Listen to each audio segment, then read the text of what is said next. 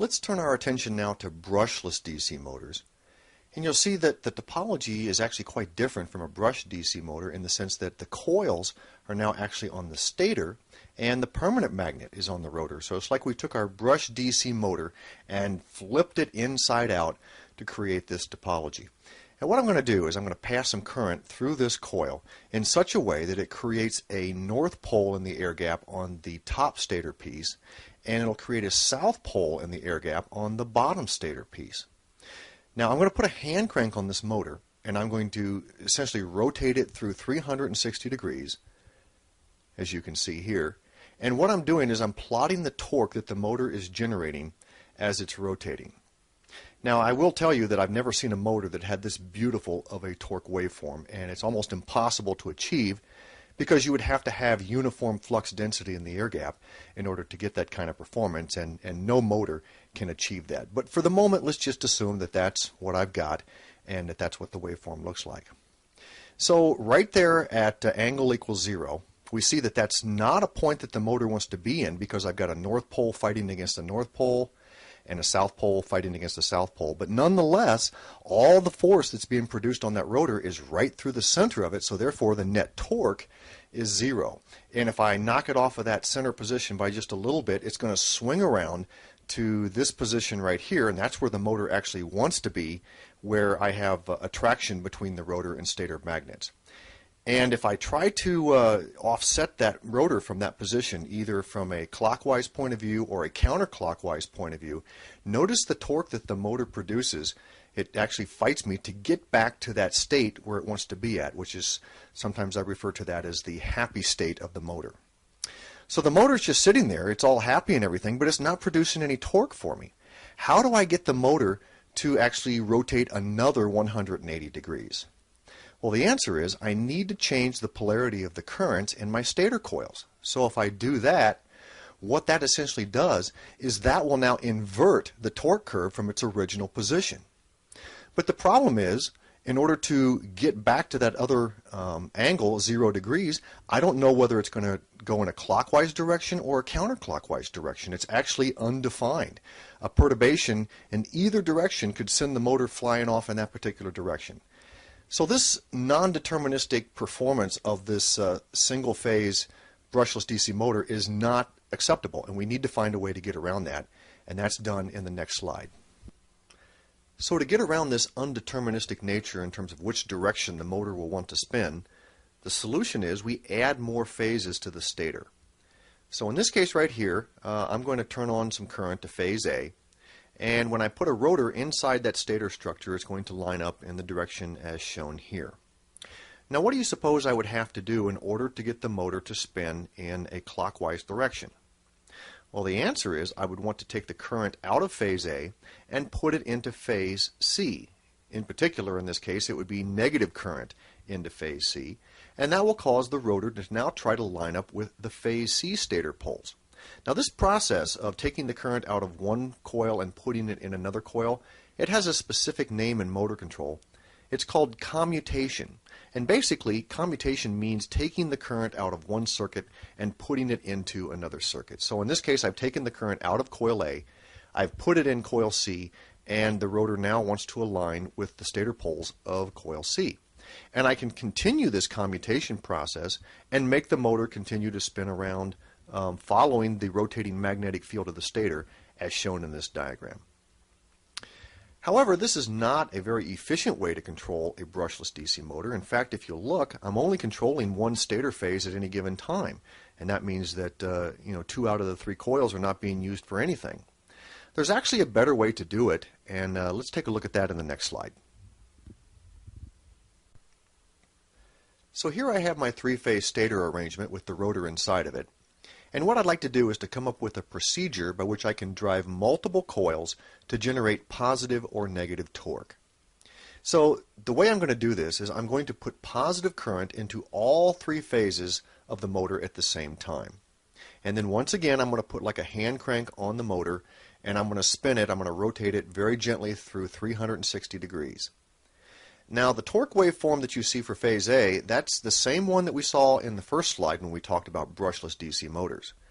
But what you'll notice is that the torque waveforms for phase B and phase C are identical to this. The only difference is they're separated in phase by 120 degrees, and that's because the B and C coils are separated from phase A spatially by 120 degrees. So we end up with torque waveforms that look like this. Now, by looking at each one of those commutation intervals, here's the rule that I'm going to apply. If positive current in a particular coil for that commutation interval will result in positive torque, I'm going to leave it alone. I'm not going to do anything to it. But if positive current in a particular commutation interval results in negative torque, then if I want positive torque, then what I have to do is I have to flip the current over. I have to invert the current for that particular commutation interval for that phase. And then the only one that's left is, what do I do with those commutation intervals where the torque is actually transitioning from low to high or high to low? Well, in this case, I think I'm just going to turn that coil off during that period of time and not do anything with it. So that's the rule. And if I apply that rule consistently to all phases, all three phases in all the commutation zones, I end up getting a current waveform that looks like this. So now, when I actually rotate the motor through 360 degrees, look what happens to the torque waveform. And as you can see, in every case I have commutation intervals where two phases are contributing to positive torque and one phase is contributing zero torque. That means, assuming that I have torque waveforms that look exactly like the ones shown here, if I add up the total torque in each one of the commutation intervals, it's actually the contribution of two torques from two phases, which are perfectly flat. That means that my torque in my machine for every interval at every instant is always going to be a constant torque. Now there's something else that we can notice by looking at the current waveforms that's rather interesting. In every commutation interval, I will have one phase that has positive current and another phase that has negative current, and then a third phase which is turned off. So maybe I can reuse that current in multiple phases. For example, let's look at this commutation zone right here, the first one. In this case, I've got positive A current and negative B current. So what I'm going to do is to take all of the bar phases, in other words, all of the stator poles that have the winding wound in the opposite direction to create an opposite magnetic polarity in the air gap. And I'm going to take all those bar phases, tie them together inside the motor. And that point is going to be called the neutral point. So now I've basically connected all the phases together, and I can actually have current shared between different phases.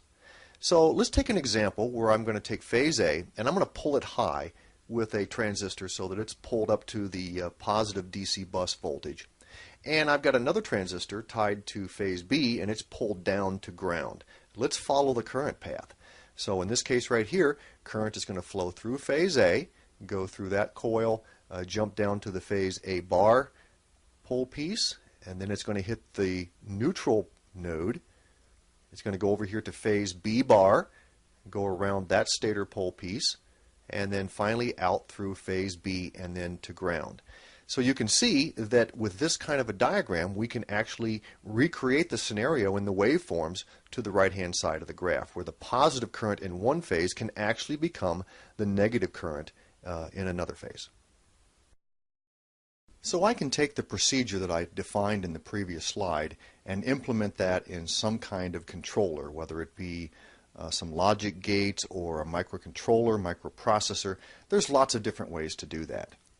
But there's just one catch to this whole process, and that is, in order for me to know which transistors I should turn on or turn off, I need to know where the rotor position is. So that's why I have this Hall effect arrangement on the back end of my motor. Here's a little magnetic disc. In this case, it's got 4 pole pieces on it, and I've got 3 Hall effect sensors separated from each other by 120 degrees. Now these are digital Hall effect sensors, which means they don't really detect the absolute analog field strength of the little magnetic disc. All it's detecting is when I transition from a north pole to a south pole and vice versa. So I have 3 wires, each of them carrying binary information. That's 2 to the 3rd power. That's 8 possible conditions that can be detected from my Hall effect arrangement here. But it turns out that with 120 degree spacing on my Hall effect sensors like this, I will never get the condition of 0, 0, 0 or 1, 1, 1. So if my controller ever sees those two codes coming back, that means that there's a fault. Either my connector has pulled loose from my Hall effect sensors, or my power supply has gone dead for the Hall effect sensors, or something bad has happened, and it can flag that as a fault. But the remaining states, the 6 remaining states, are all actually legitimate states. So I can take that information, use that on the input of my controller, and my controller then knows where the rotor is, and from that information it knows exactly what commutation zone that it needs to apply to either generate positive or negative torque.